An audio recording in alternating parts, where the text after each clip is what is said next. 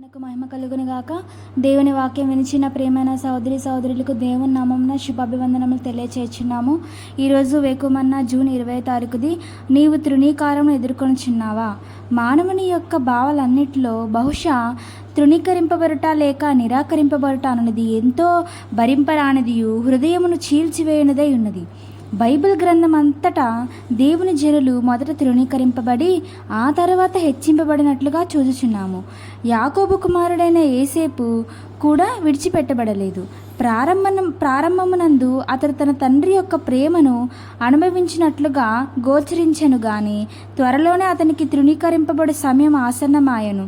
మొదట అతని సహోదరులు అతనిని తృణీకరించిరి. అటు పిమ్మట దేవుడు అతనికిచ్చిన స్వప్నము అతని తండ్రి అతనిని గద్దించుటకు కారణమాయెను. త్వరలోనే అతడు కుటుంబం నుండి విడదీయబడెను. తిరిగి పోతీఫర్ ఇంటిలో హెచ్చింపబడినట్లుగా కనబడెను. అయితే తృణీకారం ఇచ్చట కూడా అతనిని వెంబడించెను. అయితే చివరికి సమయం వచ్చినప్పుడు ఫరో సింహాసనం తర్వాత స్థానమునకు దేవుడు అతనిని హెచ్చించెను. ఈ సత్యమునకు దావీదు కూడా మరి ఒక సరియైన తగిన ఉదాహరణగా ఉన్నాడు.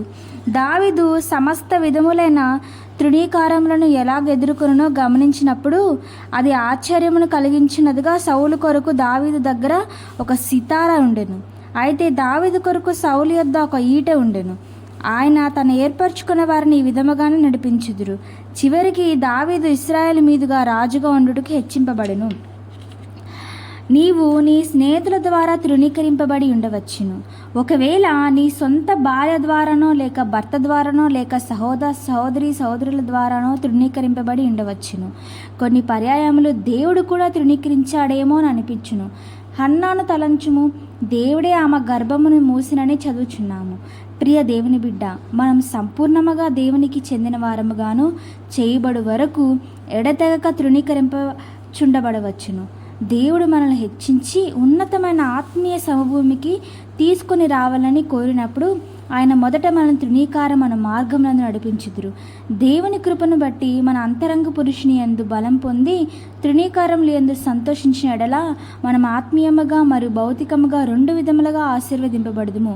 విసర్జింపబడు వేళ సహించిరిగా, ద్వేషింపబడు వేళ ధైర్యం ఉందిరి, తృణీకారం అందువేళ తలవంచిరి. సియోను అనుభవ మార్గమిదియే.